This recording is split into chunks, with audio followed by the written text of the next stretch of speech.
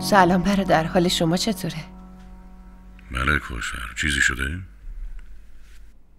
برادر جان، راستش یه چیزی ذهنمو درگیر کرده. این موضوع که به زهرا و سنم بگیم که خواهر هستن یا نه؟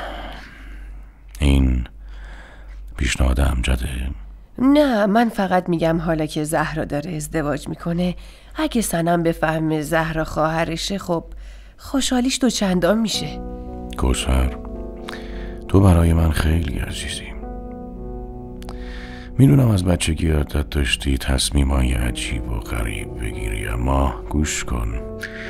وقتی همه بفهمن که زهرا خواهرش سنمه، اون وقت سنم شماها رو ول میکنه و میاد پیش ما زندگی میکنه. اینجوری اون دختر زندگیش تیکه تیکه میشه، عشقش، وابستگیش، همه چیش از بین میره. گوش کن، درباره این موضوع با هیچ کس حرفی نزن. گذشته رو فراموش کن و از حال لذت ببر خواهر. من فقط میخواستم. کوثر، اگه حس میکنی موندن سنم پیش شما باری رو دوشته، بهم بگو عزیزم.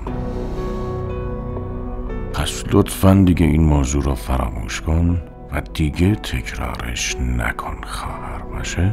هیچ وقت فقط خودتو برای عروسیش با سعید آماده کن. فهمیدی؟ خیلی خوب. خدا نگهدار.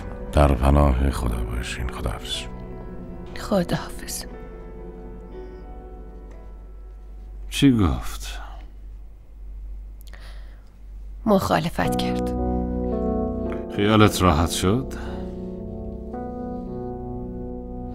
هیچ وقت به حرف من گوش نکردی.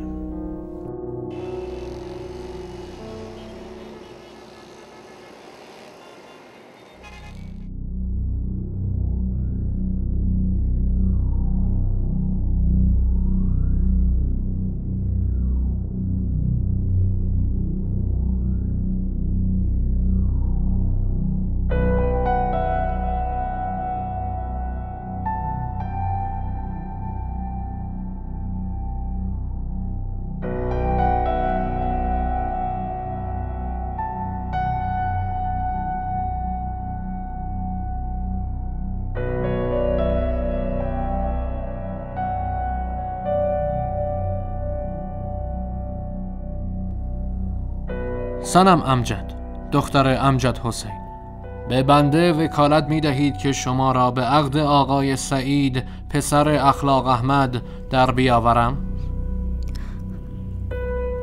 بله.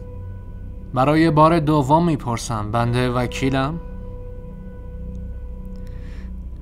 بله. مبارک باشه.